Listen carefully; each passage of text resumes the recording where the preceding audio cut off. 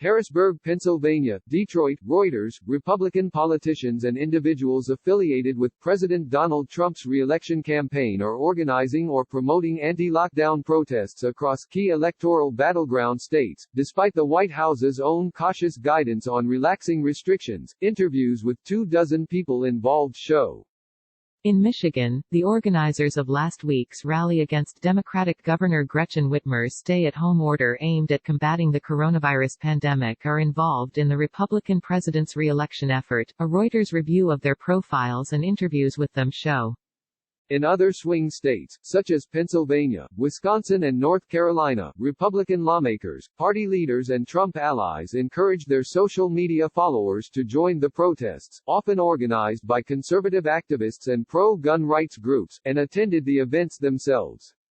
Their actions contradict the Trump administration's recommendations for a slow and phased reopening, as well as warnings from its own medical experts that opening the economy too fast risks a resurgence of the novel coronavirus that has infected almost 810,000 people in the United States and killed over 45,000, the world's highest number of cases and deaths.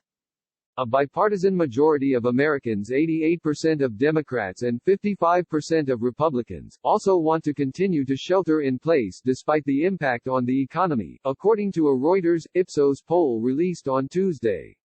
Regardless, many Trump supporters saw his criticism of Democratic governors for going too far with economic restrictions, and his recent tweets calling for those states to be liberated, as endorsing their cause, protest organizers and Republican officials said.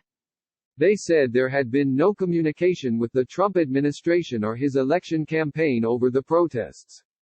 The Trump campaign declined to answer whether it had been involved with the protests, referring instead to Trump's daily coronavirus briefings in which he has expressed sympathy for the protesters, saying he understands their frustration. Several of the main organizers of the Lansing, Michigan, protest that police estimated drew about 4,000 people have ties to the Trump campaign, and are deeply involved in state Republican politics. Among them is Meshawn Maddock, who sits on the National Advisory Board of Women for Trump 2020, an organizing and fundraising arm of Trump's re-election.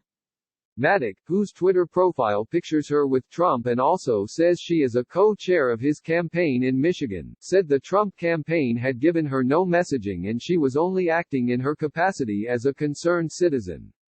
Marion Sheridan, who was a founder of Michigan Trump Republicans and serves as the grassroots vice chair for Michigan's Republican Party, was also involved in organizing the protest.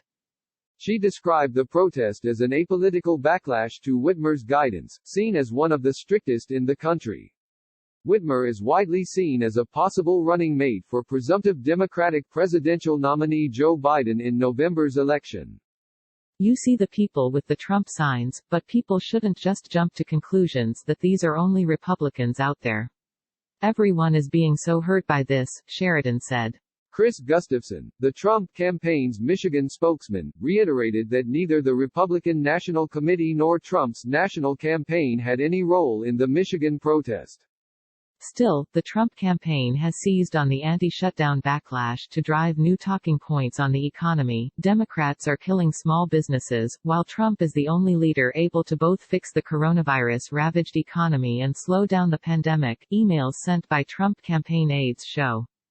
After running more than 4,000 Facebook ads in January and February touting a strong economy, Trump has not mentioned the economy in a new ad since March 3, according to a Reuters analysis of ad data gathered by researchers at New York University, as jobless claims surged and stocks tumbled.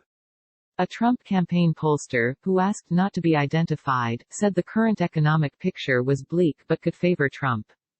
Voters won't hold him accountable for the collapse, and they shouldn't, and he is best suited to make the argument that he can bring the economy back, the pollster said.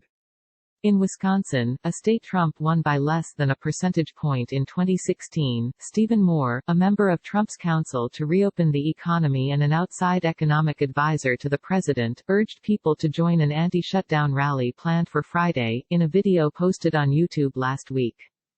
Mark Jefferson, chairman of the Wisconsin Republican Party, said voters would look fondly at Trump's efforts to reopen the economy when they go to the polls in November.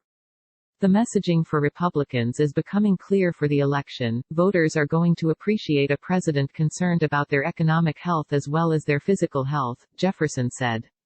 The Democratic Legislative Campaign Committee, which oversees efforts to elect more Democrats at the state level, said Americans overwhelmingly supported stay-at-home orders and accused Republicans of putting profits over lives. We're going to make sure voters hold them accountable for their recklessness this November and beyond, said Jessica Post, the group's president. Organizers say their rallies are nonpartisan.